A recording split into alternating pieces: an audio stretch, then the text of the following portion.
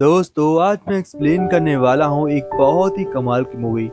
इस मूवी के अंदर हमें दिखाया गया है कि किस तरह से कुछ एलियंस पृथ्वी पर आ जाते हैं और उसके बाद जो तबाही मचाते हैं वो एलियन वर्सेस प्रेडेटर, प्रेडिएटर और ये बहुत सारी मूवीज। अगर आपने एलियन मूवीज देख रखी है तो उन सभी से ज्यादा तबाही आपको इस सीरीज में देखने को मिलेगी जिसका नाम है एलियन अर्थ। तो बिना किसी देरी के कहानी स्टार्ट करते हैं। कहानी की शुरुआत में हमें दिखाया जाता है एक स्पेस शिप को, जहां पर कुछ साइंटिस्ट कुछ एलियन जीवों को लेकर दूसरे ग्रह पर बसाने की कोशिश कर रहे होते हैं। वहां का रास्ता काफी दूर का होता है, लेकिन अचानक से उनके शिप में कुछ बदलाव आते हैं जिसके चलते कुछ एलियन शिप में आजाद हो जाते हैं और उस स्पेस शिप में तबाही मच जाती है। तभी वहां का साइंटिस्ट जिसका नाम मारो होता है वह स्पेसशिप को पृथ्वी की ओर मोड़ लेता है। हमें दूसरी ओर दिखाया जाता है पृथ्वी के कुछ साइंटिस्ट को जो नए नए एक्सपेरिमेंट कर रहे हैं और इनकी टेक्नोलॉजी भी बहुत ही ज्यादा आगे बढ़ चुकी है। हमें दिखाया जाता है वहां पर कुछ छोटी बच्चियों को लाया जाता है जिनकी डेथ हाल ही में होने वाली है, जैसे कि ये बहुत ही ज्यादा बीमार हो, किसी को ब्लड कैंसर या कोई अपाहिज बच्चा हो, वो लोग उसे लेकर आते हैं और फिर वो लोग इसे एक स्मार्ट बॉडी में ट्रांसफर कर देते हैं। इस छोटी बच्ची को जब वो स्मार्ट बॉडी में ट्रांसफर करते हैं तो वो अपने आप को एक नया नाम देती है जिसका नाम वेंडी होता है। हम देखते हैं वेंडी अब बहुत ही पावरफुल है, यानी कि वह लड़की जो हाल ही में मरने वाली थी वह पूरी तरीके से आजाद है और वह इतनी पावरफुल हो चुकी है कि वह पहाड़ों से कूद सकती है डायरेक्ट, कोई बिना किसी पैराशूट के, और उसके बाद रफ्तार इतनी तेज भागने की मानो किसी बाइक के बराबर। तो वेंडी की स्ट्रेंथ काफी ज्यादा बढ़ जाती है। इसके बाद हमें दिखाया जाता है एक रोबोट को जिसका नाम क्रिश होता है। क्रिश एक बहुत ही सोचा समझा रोबोट है और वह वैंडी की जांच करता है। वैंडी के अंदर कोई प्रॉब्लम नहीं होती है। अब हम देखते हैं वैंडी की स्ट्रेंथ इतनी ज्यादा थी कि वह अपने दोनों हाथों पर दो अलग अलग बच्चों को उठा सकती थी। तभी हम देखते हैं यहाँ पर कुछ और बच्चों को लेकर आया जाता है। वो इसलिए क्योंकि इनकी भी बॉडी ट्रांसफर करी जाएगी, क्योंकि ये भी बच्चे हाल ही में मरने वाले हैं। तो हम देखते हैं वैंडी उन बच्चों को मनाती है कि तुम्हें ये ट्रांसफर लेना चाहिए और वो अपनी स्ट्रेंथ दिखाती है जिससे बच्चों को बहुत ज्यादा अट्रैक्ट कर लेती है। अब सही बच्चे अपने आप को ट्रांसफर कर लेते हैं। दूसरी ओर हम देखते हैं मारो को। मारो अपने स्पेसशिप में होता है। वहां पर सभी लोग मर चुके थे और स्पेसशिप अब पृथ्वी के अंदर एंटर करने वाला था।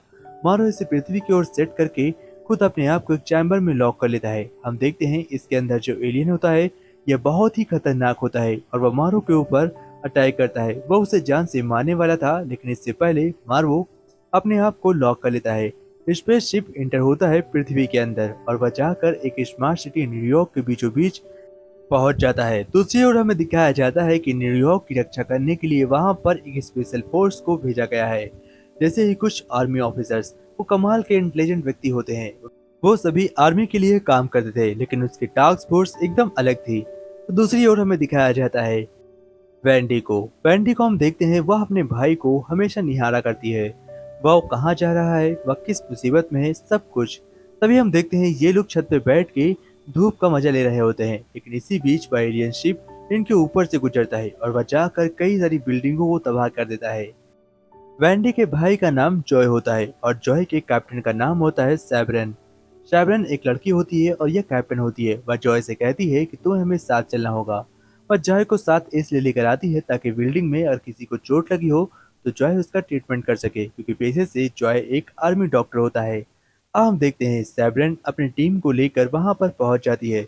दूसरी ओर हम देखते हैं वैंडी को जैसे ही पता चलता है कि उसका भाई खतरे में है और वो लोग एक सर्वाइव एलियन स्पेसशिप में जाकर लोगों को बचाने वाले हैं, तो वह फौरन कैवलर के पास जाती है। कैवलर कौन है? वह वही व्यक्ति है जिसने उसे इस बॉडी से निकाल कर नई बॉडी में डाला था। तो वह उससे परमिशन लेती है और कैवलर उसे परमिशन देता है, कहता है तुम अपनी टीम लेकर जा सकती हो। अब हम देखते हैं वह सभी छोटे बच्चे जो कि अब एक बड़ी इंटेलिजेंट बॉडी में थे, वो उसी स्पेसशिप पर जाते हैं क्योंकि वहां से उन्हें लोगों को बचाना था और वहां से उनकी रक्षा करनी थी। तो अब हम देखते हैं वैंडी अपनी टीम को लेकर निकल पड़ती है, लेकिन वैंडी का जो कप्तान होता है वह वही क्रिश होता है, यानी कि क्रिश रोबोट अपने साथ वैंडी और उसके सभी टीमों को लेकर जाता है ताकि वो यहाँ पर आकर वैंडी के भाई और सभी लोगों को बचा सके। वैंडी तो असल में अपने भाई को बचाने के लिए आई थी, लेकिन बाकी लोगों को लग रहा था कि वो यहाँ पर बाकी सभी को ही बचाएंगे। लेकिन जो यहाँ पर रोबोट आया था यानी कि क्रिस, उसका एक ही मकसद था कि आखिर स्पेसशिप में है क्या। वह स्पेसशिप की अच्छी तरीके से जांच करके इसमें पल रहे जीवों के बारे में परीक्षण करना चाहता था। तो हम देखते हैं सभी लोग यहाँ पर पहुंच जाते हैं। दूसरी तरफ हमें दिखाया जाता है सैब्रेन की टीम को। सैब्रेन की टीम जॉय और बाकी साथियों को लेकर अंदर बढ़ रही थी। वो लोग जैसे जैसे अंदर जाते हैं देखते हैं कि यहाँ पर किसी जीव ने तबाही मचाई है, क्योंकि जो भी बॉडीज यहाँ पर पड़ी थी या तो उनके शरीर का कोई अंग गायब था या तो वो बुरी तरीके से अंदर से खोखली हो चुकी थी। तो इसका मतलब साफ है कि कोई समुद्री या कि खतरनाक जीव ने इस पूरी बॉडी को खा लिया है। लेकिन यहाँ पर कोई समुद्र नहीं था, तो इसका मतलब या कोई एलियन है। अब सैब्रेन अपने साथ मिलकर सभी टीमों को अंदर लेकर जाती है और तभी हम देखते हैं जॉय को। जॉय के सामने एक एलियन आ जाता है और वह एलियन जीव इतना खतरनाक था कि वह जॉय के ऊपर अटैक करता है। लेकिन जॉय जंप मारता है और अपने आप को एक लिफ्ट के अंदर बंद कर लेता है ताकि वह एलियन उसे मार न सके। सैब्रेन वहां से गन फायर करती है, लेकिन वह बुरी तरीके से मर जाती, इससे पहले भाग जाती है। हम देखते हैं दूसरी तरफ ये सभी लोग यानी कि क्रिस की पूरी टीम वैंडी के साथ वहां पर पहुंचती है जहां पर आर्मी ने कैंप लगा रखा था। वह आर्मी कैंप में जाकर वहां से कहती है कि हमें इसके अंदर जाना है और यहाँ पर हम लोगों को बचाने के लिए आए हैं। मुझे पास सरकार का परमिशन है। आर्मी ऑफिसर्स कहते हैं कि ठीक है, तुम जा सकते हो। अब क्रिस अपनी बाकी टीम को लेकर अंदर आता है। यहाँ पर हमें एक काइट दिखाई जाती है जिसके अंदर उस एलियन जीव ने कब्जा कर लिया था और वह इसके अंदर ही घुसा हुआ था। वह काइट को मारकर बाहर निकलता है और वह तभी दूसरी लड़की के ऊपर अटैक कर देता है जो कि क्रिस के साथ आई थी। हम देखते हैं सैमी उस एलियन जीव को पकड़ लेता है और उसे बंद ही रखता है। दूसरी ओर हम देखते हैं कार्ली को। कार्ली एक बहुत ही स्मार्ट लड़की थी, लेकिन वह अभी केवल 9 साल की थी, जिसके चलते उसे कुछ भी समझ में नहीं आ रहा था। वह कोई भी जीव को देखती है तो घबरा जाती है।